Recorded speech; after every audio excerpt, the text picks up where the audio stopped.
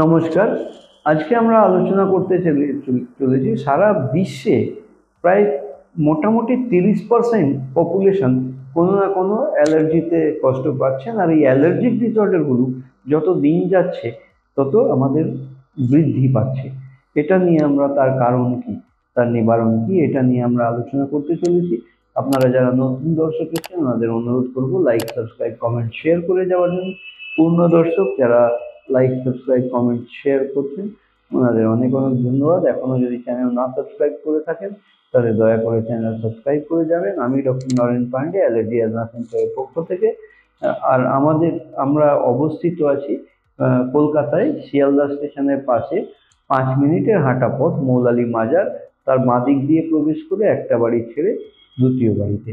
আমাদের এখানে পরিষেবা নেওয়ার জন্য আগাম 500 টাকা পাঠাতে হয়, যেটার জন্য আপনারা যোগাযোগ করে নিতে পারেন নিচে দেওয়া নম্বর 7278034776। মূল আলোচনায় চলে আসি। এই ওয়ার্ল্ড ওয়াইড অ্যালার্জিক প্রবলেম এত বৃদ্ধি পাচ্ছে। অ্যালার্জিক প্রবলেম বলতে কি বোঝায়? অ্যালার্জিক প্রবলেম বলতে বোঝায় গায়ে দাগড়া হওয়া, চুলকানি হওয়া, হাঁচি হওয়া, নাক দিয়ে জল পড়া, নেজাল ব্লকেজ হওয়া, দমের কষ্ট হওয়া, গলায় ফুসফুসানি হয়ে কাশি হওয়া, শুকনো কাশি হওয়া, বা প্রোডাক্টিভ কফ হওয়া, অনেক কফ বেরোচ্ছে সেরকম কাশি হওয়া, বা দমের কষ্ট। এই সমস্ত পিছনে মেন কাণ্ডারই হচ্ছে কিন্তু অ্যালার্জি। অ্যালার্জি হবে কি করে? অ্যালার্জেন যদি আমার শরীরে প্রবেশ করে তাহলে সে অ্যালার্জিক রিয়াকশন ঘটাবে। যে জিনিস নর্মাল সাবস্টেন্সেস, নর্মাল জিনিস যেগুলো আমার শরীরে প্রবেশ করছে তার মধ্যে থেকে যদি কিছু কিছু জিনিস আমার শরীরে হাইপার রিয়াক্টিভ থাকে তাহলে তার বিরুদ্ধে অ্যালার্জি তৈরি হতে চালু হয়। সারা বিশ্বে এখন প্রচুর লাইফস্টাইল ডিসঅর্ডার হচ্ছে। এই লাইফস্টাইলের জন্যে কিন্তু প্রচুর ইমিউন কম্প্রোমাইজ আমাদের বডি হয়ে যাচ্ছে। আর পলিউটেন্টস, আমাদের অ্যাটমসফিয়ারে এত পলিউশনস আছে, এই পলিউশনগুলো কিন্তু আমাদের নিঃশ্বাস প্রশ্বাসের মাধ্যমে শরীরে প্রবেশ করে অ্যালার্জিক হাইপার রিয়াক্টিভিটি তৈরি করে, যেটার জন্য অ্যালার্জির সমস্যা দেখা দেয়।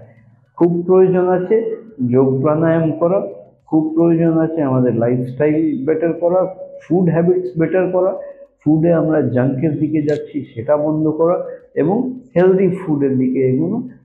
সেইগুলো করলে কিন্তু কিছুটা হলেও অ্যালার্জি থেকে সুরাহা পাওয়া যায়।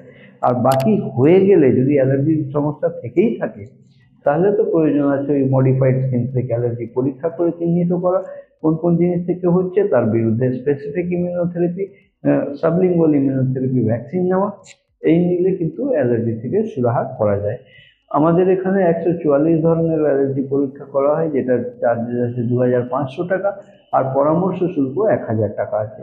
এইরকম পরিষেবা যদি আপনার প্রয়োজন পড়ে তাহলে নিচে দেওয়া নম্বর 7278034776 যোগাযোগ করে আপনারা সরাসরি চলে আসতে পারেন।